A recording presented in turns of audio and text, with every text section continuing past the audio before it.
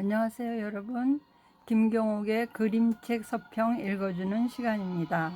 오늘의 책은 괜찮을 거야 입니다. 시드니 스미스 님께서 쓰셨고 출판사는 책 읽는 곰에서 나왔습니다. 돌아갈 집이 있는 사람은 다시 시작할 수 있다.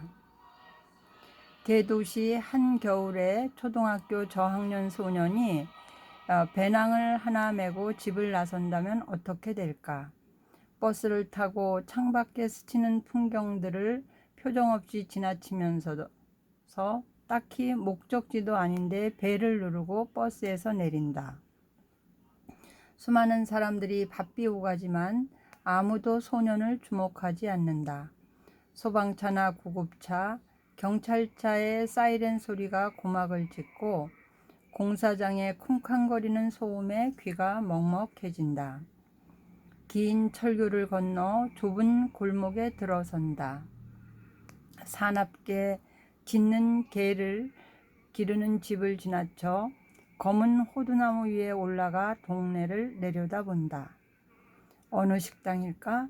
따뜻한 바람이 나오는 통풍구에서 잠시 몸을 녹이고 생선 가게를 지나 철망이 쳐진 공터에 다다른다. 기둥에서 고양이를 찾는다는 전단지를 뜯어서 배낭에 넣는다. 갑자기 폭설이 내린다. 자동차들과 집과 나무들 위에 눈이 쌓인다.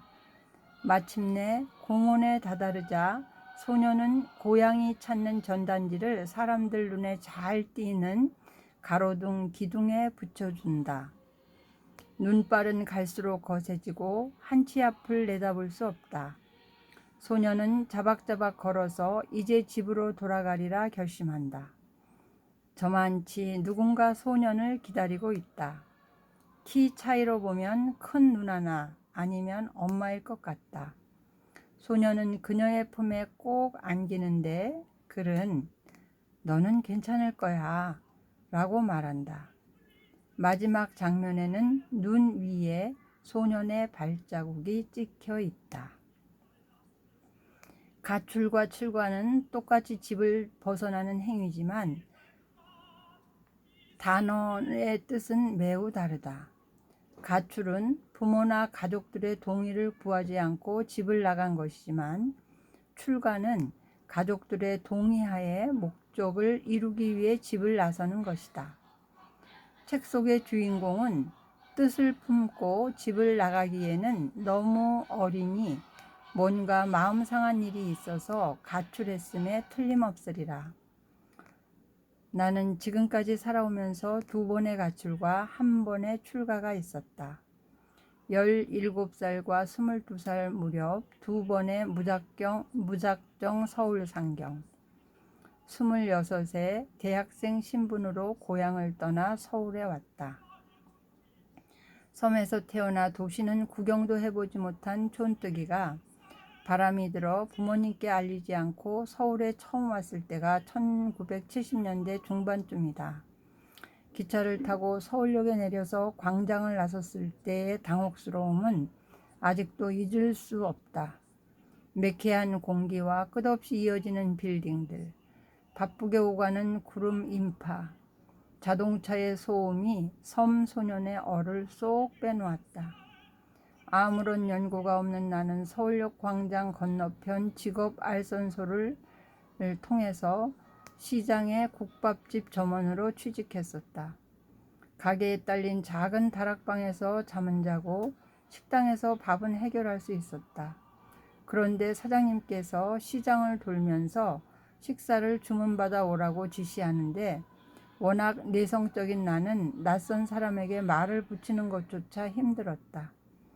내가 손님을 모아오는데 별 소질이 없다는 것을 파악하고 사장님은 지인이 경영하는 찹쌀떡 공장을 알선해 주셨다. 마포구 염리동에 있는 작은 공장으로 사장님 내외와 직원들 8명이 함께 일하는 곳이다. 나의 첫 번 상경은 그리 오래가지 못했다. 찹쌀떡 속에 넣는 앙꼬를 만들기 위해 연탄 9장이 들어가는 화덕에다 가마솥을 얹고 주걱으로 부지런히 저어주어야 한다. 그 화덕에서 내뿜는 연탄가스에 머리가 깨질 듯 아파서 견딜 수 없었다. 서울에 온 지 채 1년을 채우지 못하고 나는 어머니 아버지가 계시는 고향으로 돌아갈 결심을 했다. 소년이 가출을 끝내고 집으로 돌아가는 길을 택했을 때 기다려주고 따뜻하게 안아줄 가족이 있어 정말 다행이다.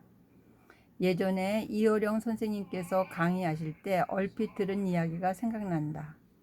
성냥팔이 소녀가 겨울에 얼어 죽은 것은 벌거벗었거나 사람들의 냉대 때문이 아니라 돌아갈 집이 없었기 때문이라는 말씀이었다. 돌아갈 집이 있다면 어떤 눈보라나 비바람에도 따뜻하게 몸을 녹이고 다시 시작해 볼 수 있다. 내 부모님은 2번 무작정 상경해서 적응하지 못하고 돌아온 나를 아무 말씀 없이 받아주셨다. 그리하여 3번째 상경은 가출이 아닌 학업을 위한 출가가 될 수 있었고 그때가 내 나이 26살 때이다. 지금까지 이영식 서평 김경옥 낭독이었습니다. 감사합니다.